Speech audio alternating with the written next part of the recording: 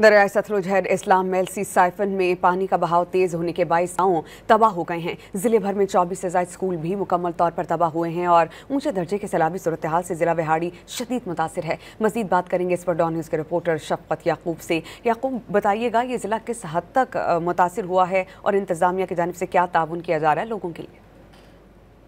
जी बिल्कुल, दरिया सतलुज हेड इस्लाम मेलसी 7 आपे से बाहर किसी के काबू में नहीं रहा। हर तरफ पानी ही पानी। कई गांव, दरगाहें, मसाजिद, कब्रस्तान सफ़ा 80 से मिट गए हैं, जबकि महकमा एजुकेशन के मुताबिक ज़िला भर में 24 से ज़्यादा स्कूल मुकम्मल तौर पर तबाह चुके हैं। रही सही कसर बारिशों ने पूरी कर दी।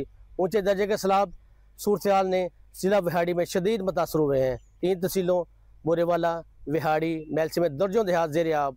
लुडन, जमलेरा, सऊका का मेलसी के इलाकों में सैकड़ों छोटे बड़े देहात पानी में डूबे हुए हैं, जबकि करमपुर के इलाके में हसन शाह, कालिया शाह में अलर्ट जारी कर दिया गया है। सैलाबी सूरत हाल के पेश नज़र घर खाली कराने के लिए और मवेशियों को नकम कराने के लिए जल्द से जल्द करें ताकि खतरे से टाल सके। सलाम तासरीन ने जिला इंतजामिया से अपील की है कि प्राइवेट कश्तियों वाले मजबूरी का फ़ायदा उठाते हुए दोनों हाथों से लूट रहे हैं और सामान शिफ्ट करने के हज़ारों रुपए वसूल कर रहे हैं। इनके खिलाफ सख्त कार्रवाई अमल में लाई जाए। जी शफकत, बहुत शुक्रिया आपका।